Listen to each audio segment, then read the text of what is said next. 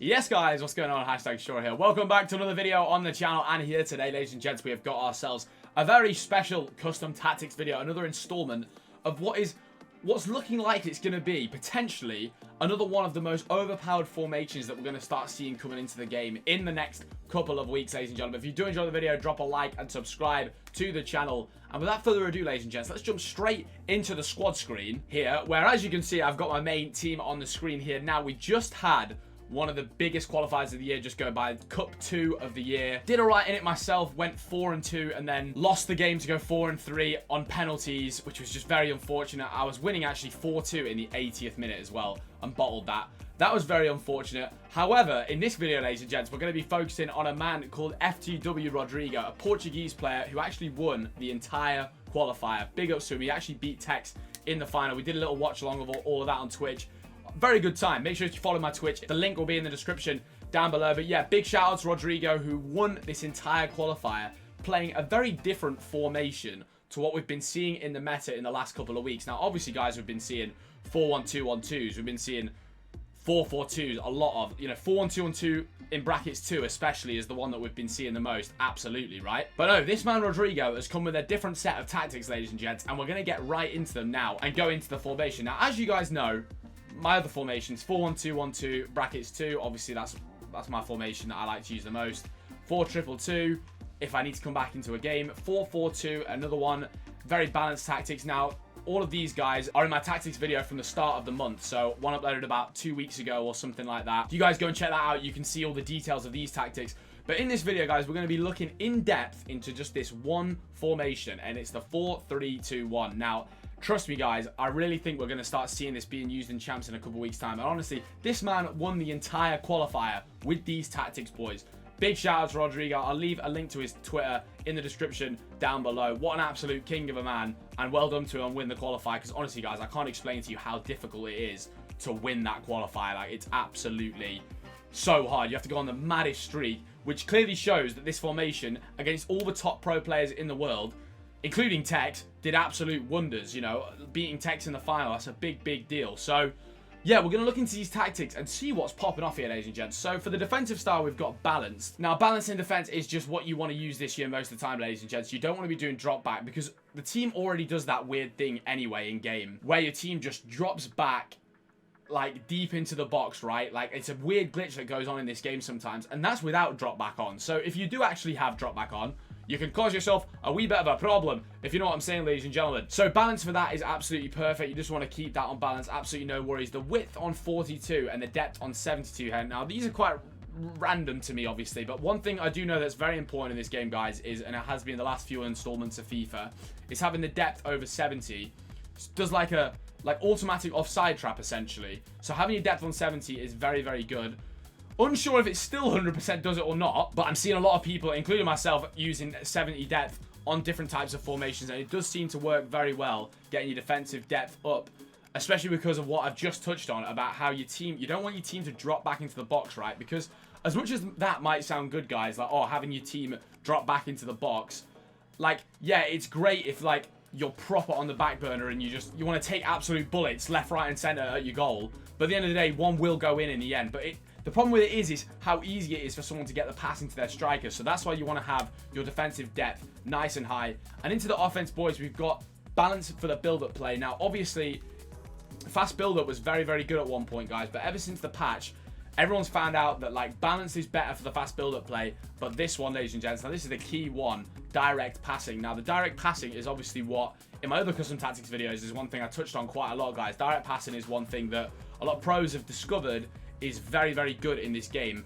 compared to the fast build-up play, which was good pre-patch. But now post-patch, direct passing is actually better, ladies and gentlemen. 30 width again here. Now, this attacking width I found very interesting because obviously this means you're going to have the players nice and close together on the inside of the pitch, right? So you're not going to have crazy width with this kind of formation, right? We're going to be quite, like, narrow in this situation in the 4-3-2-1. But yeah, 4-3-2-1, it's like a foot draft formation, guys. Honestly, I never thought we'd be seeing it in pro FIFA, but honestly, I can definitely see a world where people start using this custom tactic, absolutely. And then, boys, the players in box on 3, the corners on 1, and the free kicks on 3. That's what Rodrigo has it set to. Again, shout out to the man. The team lined up, ladies and gentlemen. Obviously, we've got my absolute god squad here. We've got R9 up front, Kylian Mbappe on the left, Messi on the right. Obviously, they're both there, great for the finesse shots like a cross goal. Look at me going like that, ladies and gentlemen. Don't know what I'm doing.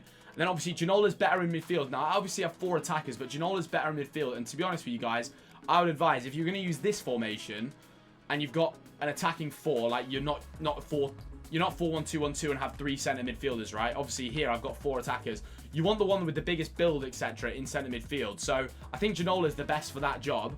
Mbappe could do the same as well. Like Janola could also go left forward, especially because he's 5-star, 5-star. But yeah, and then we've obviously got Bellingham and Gravenberch in there.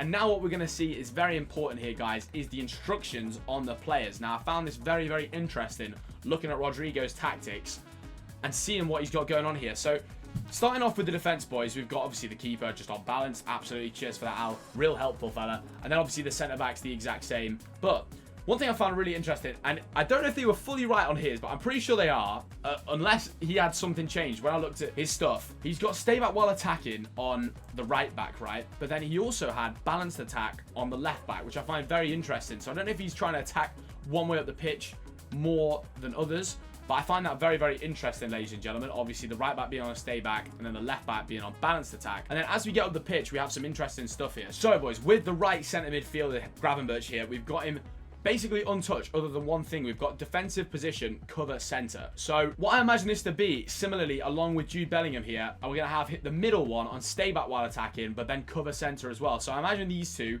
can track back a little bit and like cover as center midfielders, almost as acting as like 2 CDMs. Obviously, Jude Bellingham dropping a little bit deeper for me as the center midfielder, and then Gravenberch on the right. Okay, brilliant. I've got the menus up. And then Gravenberch on the right, cover center again, but balanced attack on Gravenberch there. And then Janola, we've just got on absolutely untouched. So balanced attack and then cover wing, right? So obviously, I think there you could be seeing a good bit of balance. And then also you've got your centre midfielder that can obviously help getting forward in Janola, just on balanced attack. And obviously Gravenberch can do the same, but then you've got him on cover centre for the defensive position as well, which is very nice. So that ends up being quite balanced in centre midfield. But the most important thing I ended up seeing in these custom tactics, boys, with Rodrigo's tactics here, was the attack. Now, ladies and gentlemen, we've got come back on defence on the left forward and stay central, right? Very interesting. Then on the striker, we've got basic defensive support, get in behind and stay central, right? Again, very interesting. And then on the right forward, we've got stay central, basic defensive support again, but not getting behind on him. So these tactics are all actually quite interesting and quite all over the place. But I'll be honest, guys, from what I've seen of Rodrigo's gameplay, this man was absolutely battering people left, right, and centre. Genuinely putting a lot of goals past a lot of the top players in the world, boys. And I think, yeah, 4-3-2-1 is going to make for a really, really interesting formation in the next few weeks of FIFA. And I'll be honest, guys, I advise giving this a go in FUT Champs, giving this a go in Division Rivals, and seeing if it starts making a difference for you, because I can imagine with the way this game is right now, having players close together is actually very helpful, because the way that they've changed the driven passes now, they're obviously not as good anymore. So you want to have players close together, like ping-ponging the ball around as much as possible. And that's what this formation looks like it does, especially when we've got these players, you know, the left forward, the striker, and the right forward, all on stage central. They're going to be right next to each other, pinging off stuff, left, right, and centre, ladies and gentlemen, if you know what I'm saying. But yeah, again, another thing I found very interesting was the fact we've got the striker on getting behind, and then also we've got the left forward in Mbappe on comeback on defence. So I imagine this starts acting as a different formation when it goes defensively, very similarly to all the tactics that came out from Michael Fisher about the 4-1-2-1-2 in brackets 2 formation, where he had one of the centre midfielders on comeback on defense, and it acted as like a 4-4-2 defensively, but then going forward it acted as a 4-1-2-1-2. I would imagine this formation to be quite the similar thing, ladies and gents. That's a 4-3-2-1, ladies and gentlemen, that I think can be a very, very good custom tactic for you guys. Big shout out to Rodrigo for letting me use these tactics and show you guys, and I think it's going to be very, very interesting if we see this all come into the game, ladies and gentlemen. Obviously the team here looking absolutely fantastic, by the way. Jude Bellingham and Gravenberch, they're on 7 and 8 chemistry up front, boys.